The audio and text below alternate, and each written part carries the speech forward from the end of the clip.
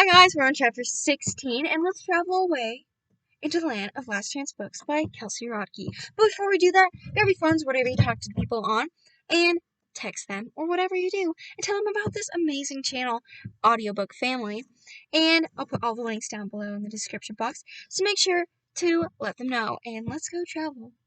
Let's do this. Chapter 16, page 172. Mom, Jasper jerks away from me, fixing his hair to cover the bandage. He stuffs his arm under the blanket before facing her. Hey, did you get my text? No, I forgot my phone at home. What is important? She asked hesitantly, a smile creeping into the corners of her mouth. She's Japanese, I assume, with long black hair braided over her shoulder. She holds a huge package of bulk tissues. No, was it important? Not really. Don't worry about it. I whip my head in his direction. Is he really going to try to hide his injuries? So who's your friend? She asked, her smile completely transformed into a crap-eating grin. Jasper raises an eyebrow at me. See? Friends. This is Madeline. Shh. She gasps in excitement. Madeline! Oh, hi!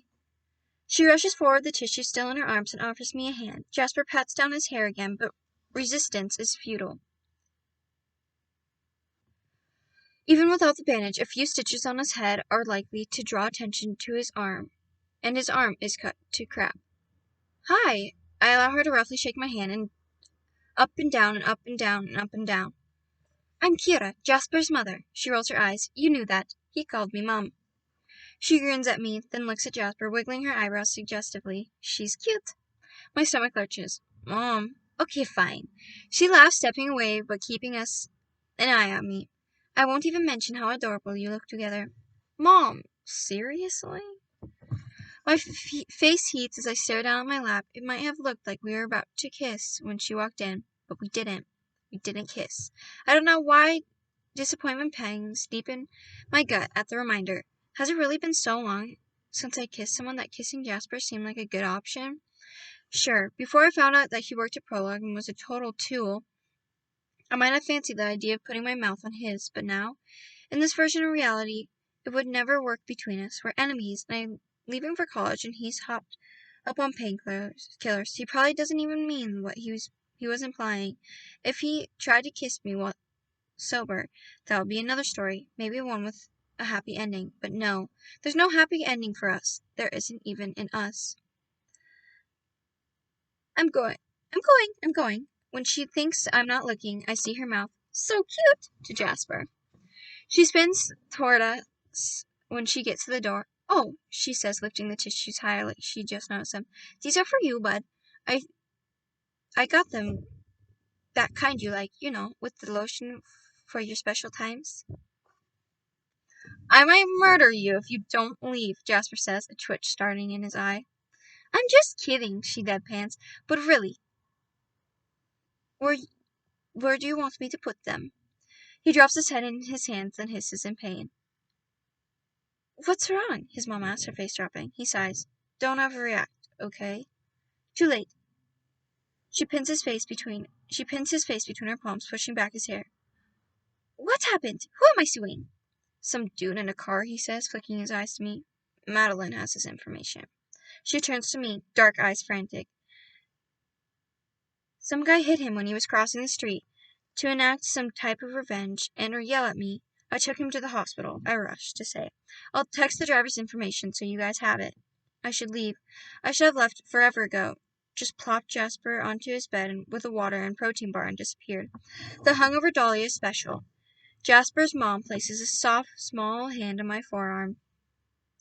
When I stand, my message reading delivered. A wrinkle forms between her brows. You saw it happen? I was at my store across the street. She ripped the guy a new butthole, Jasper says. You know I don't like that expression, she says to him. She releases me. Thank you for helping him. I am so glad you were there. What are friends for? I asked, shooting a bewildered look toward Jasper. I should get back to the store, since you have someone here to look after you. What did the doctor say? Is anything else hurt? He rolls his eyes, settling back on his bed, and shows her his arm. I avoid the stretch of exposed skin on his stomach again. The paperwork's on my desk. His mom starts flipping through the papers, and I step toward the door. Bye, Jasper. Nice meeting you, Miss Hamada. She looks over her shoulder at me, a giant smile gracing her features. Kira, it was lovely to meet you. Please stop by whenever, and thank you for taking care of my baby. Mom. You are my baby. Do you need anything? Water, food, painkillers? What's hiding behind those bandages? Will it make me cry? Jasper bites back a laugh as she creeps closer, her fingers extended for poking and prodding. He grabs the pillow behind his head and uses it to ward her off. I step out of the room and feel the warmth drain from me, just a little bit, as their laughter echoes around Jasper's room. I make my way to the door in a hurry, eager to get away from the weird feeling being this house has given me, and slide into my shoes. As soon as my hand falls on the doorknob on the front door, it flies open. I recognize Mr. Hamada. Wait, how's she gonna get home? Hamada, for my first time in prologue. He was the man talking to Jasper when I interrupted. Luke stands behind him, eyes wide. I take a step back, trying to figure out what to say to someone who opens the door and finds a stranger in the house. But Mr. Hamada sighs in relief. He rushes forward, wrapping the thick arms around my shoulders.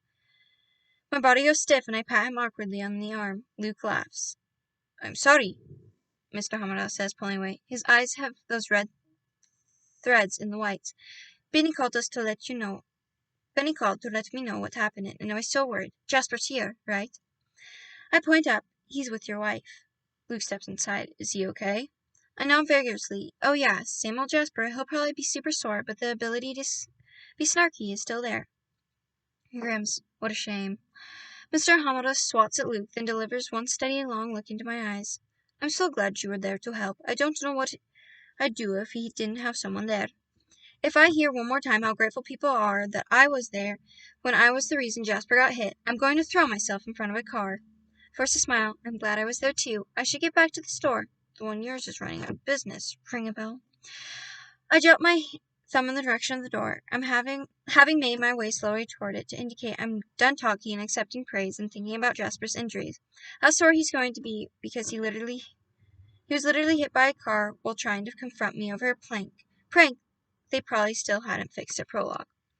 I'm the worst. I took it too far. I upped the stakes so high that a fall from them would result in certain death. Of course, thank you again. He latches onto my hand long enough to squeeze, then I make a break for the door, stopping just outside when I remember my car isn't here. I whip up my phone, ready to start begging Zelda for a ride. She'll ask questions, but if I just clam up for a bit, she'll fill the car with her voice, singing or talking or screaming the words written on the traffic signs, just to cheer me up and enact revenge for my tight-lipped demeanor. But it'll be free and beats potentially riding in a lift with a stranger. Would the Hamadas be so nice if they knew why Jasper was crossing the street? Would they be willing to joke around and thank me if they knew I had been trying poorly to sabotage them enough that B&M gets the upper hand? Yes. I realize as my finger hovers over Zelda's number. Yes, they probably would. They seem like nice people, real people. They didn't set up shop to ruin my life. They did it as a business decision. Just like Astrid thinks closing B&M will be a good business decision. The door behind me cracks open and Luke's head pops out. Need a ride? Oh, I held my phone. Just about to call one. I'm heading back out since the idiot's okay. I'll drop you off on the way. That's really nice, but you don't know how to say yes fast enough. You don't know how to say yes fast enough? He closes the door behind him, thrusting his hands in his pocket. No need. It'll be my pleasure. He leads me toward a white Nissan parked in front of the house and opens the passenger door for me. I slide in, the interior cool, the leather seats warm, and the scent of pine strong.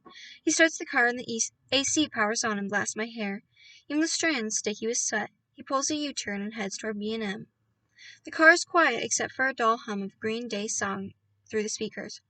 Thanks for the ride. I feel so awkward, so guilty. Do you work at the other prologue? He smiles, keeping his eyes on the road. Yeah, I'm a manager there. Do you like it? Yeah, it's nice. Must be. His car is nice, and all the Hamadas things are nice. I get to make the schedules. His fingers tap against the steering wheel, and he darts his eyes to me quickly. Don't tell my dad, but I give myself off every other Saturday. Your secret is safe with me. I do the same. Yeah, right. My hands would be too tight on the reins to even scratch my nose, let alone step away from the store for a weekend day. Really, seems like you're always at the store from what Jasper says. I assumed it must be by choice. It's one thing to know you're controlling, but for a near stranger to point it out, sometimes. What would you do with your Saturdays off? He spins the wheel with one hand, turning us into Camp Hill. A few kids bike down the sidewalk. I don't know. I laugh to myself, but it's not funny. I have no life outside the store. Have a life, maybe? He laughs loud, like the sound is coming from his gut, without having to travel up his throat.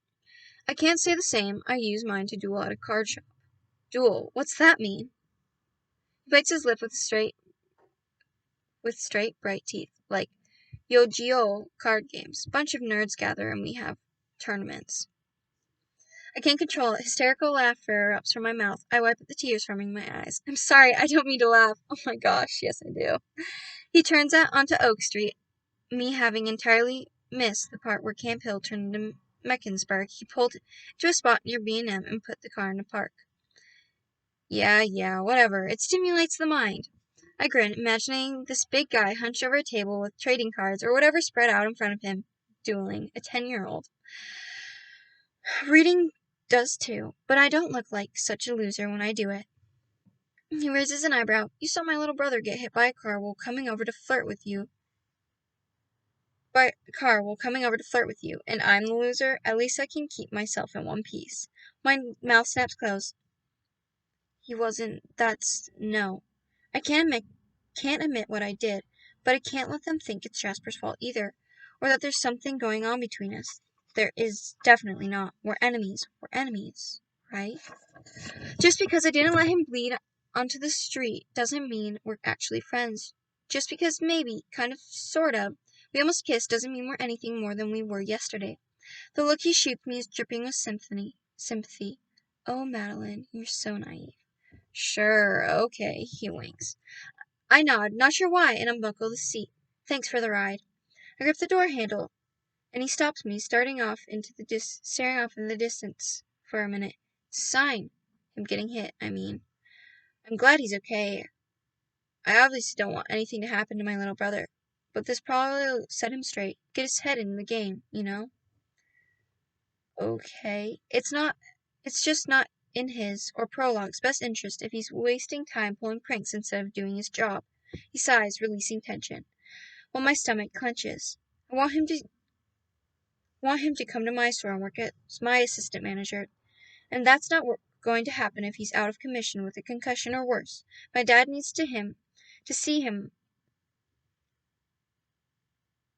as worthy of nepotism, you know? He's not doing anything else with his life. Not college, not pursuing any passions beside video games and all-nighters. So he really needs this. I nod, unsure what to say. Is he blaming me? He's not wrong, but I can't control what Jasper chooses to do.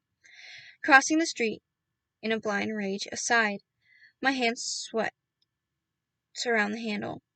If you were anyone else, this probably wouldn't be a problem. But you're you. You work for the competition. You work across the street. You're a distraction whether you try to be or not. He bends his head, meeting my eyes condescendingly. You get what I'm saying. I think that I don't. It's better just for everyone involved if you guys steer clear of each other, okay? I don't want anyone else getting hurt or either of the stores having to escalate things, you know? Like, legally speaking. My joy at Luke's confession has been completely smothered. I think I hate him. I don't necessarily disagree with anything he's saying, but I'm so mad that he feels like his saying in the matter, well, matters. I just nod and stomp my way toward B&M. He doesn't drive by until I'm inside, the door shut, like the metaphorical one he just attempted to slam and bolt behind me. That is the end of chapter 16. Thank you guys for listening, and now it's time to party with my sister, so see you guys next time. Read more. I will definitely read more. I love doing this. And I feel bad because she's just standing out there. So, thank you guys for listening. See you guys next time. Super fun going off into this world with you guys. And I hope you guys are enjoying it. Comment down below what you guys are thinking thus far. Remember to share this with other people that you know. Like the video, subscribe, hit those notification bells. And thank you guys again for listening. See you guys next time. Ciao.